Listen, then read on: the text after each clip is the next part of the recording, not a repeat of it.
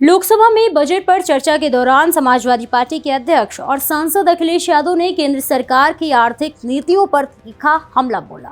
खासतौर पर अमेरिका के साथ संभावित व्यापार समझौते को लेकर उन्होंने कई सवाल खड़े किए। नमस्कार, मैं प्रेयसी और आप देख रहे हैं भारत एक्सप्रेस यूपी का डिजिटल प्लेटफॉर्म।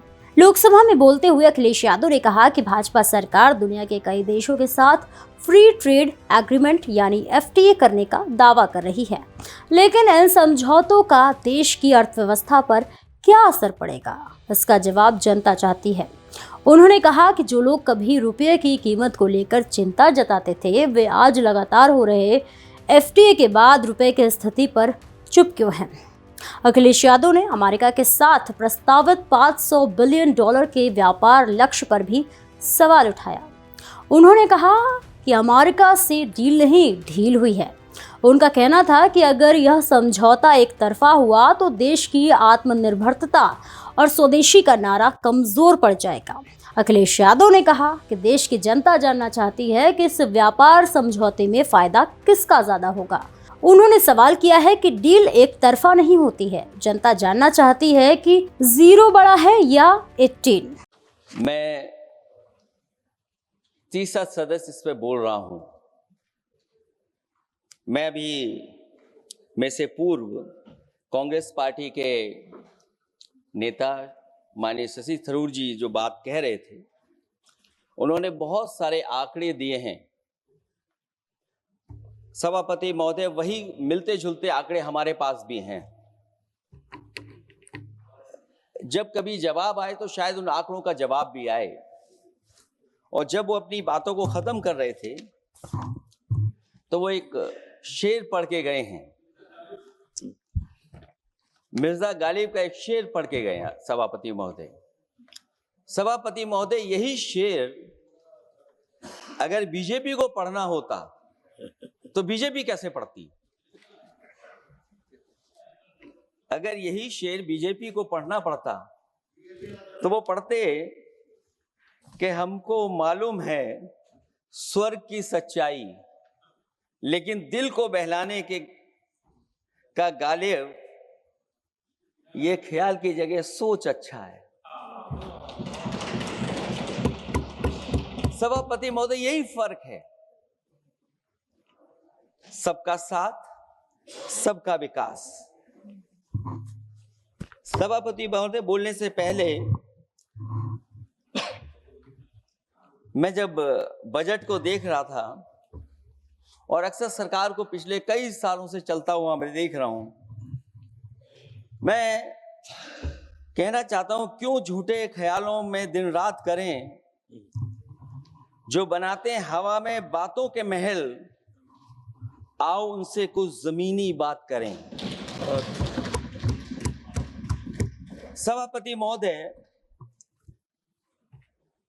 बजट आने से पहले और बजट आने के बाद पूरा देश और पूरे देश में ये बहस चल रही थी कि अमेरिका को लेकर के डील होने जा रही है। सभापति महोदय, मुझसे पहले अभी जो भारतीय जनता पार्टी की माननीय सदस्य बोल रही थी, और भारतीय जनता पार्टी का ये पक्ष है कि हम लोगों ने दुनिया में बहुत सारे देशों से फ्री ट्रेड एग्रीमेंट कर लिया है। सभापति महोदय, मैं भारतीय जनता पार्टी की सरकार से जानना चाहूंगा, अभी कितने देश और बचे हैं जिससे आप फ्री ट्रेड एग्रीमेंट नहीं कर पाए हैं? कुछ ऐसे भी देश बचे होंगे शायद जिनसे आपकी इच्छा होगी कि हम फ्री ट्रेड एग्रीमेंट कर लें। और सभापति महोदय, का फ्री ट्रेड एग्रीमेंट हो भी जाते हैं। जो लोग कभी रुपए के बारे में बहुत चिंता करते थे, कभी कभी उम्र से, कभी कभी दूसरे लोगों की उससे जोड़ देते थे, इतने सब फ्री ट्रेड एग्रीमेंट होने के बाद और अमेरिका से डील नहीं, ढील हुई है, उसके बाद हमारा रुपया कहां पहुंचेगा? और अगर यही डील होनी थी तो 11 महीने इंतजार क्यों कराया? अगर यही डील होनी थी सभापति महोदय, तो 11 महीने किस बात का इंतजार था? हमारे कारोबारियों को या हमारे जितने भी उद्योग से जुड़े लोग हैं, उनके साथ ये परेशानी क्यों? बजट पर सबसे पहला सवाल यही है कि डील पहले बनी है बजट।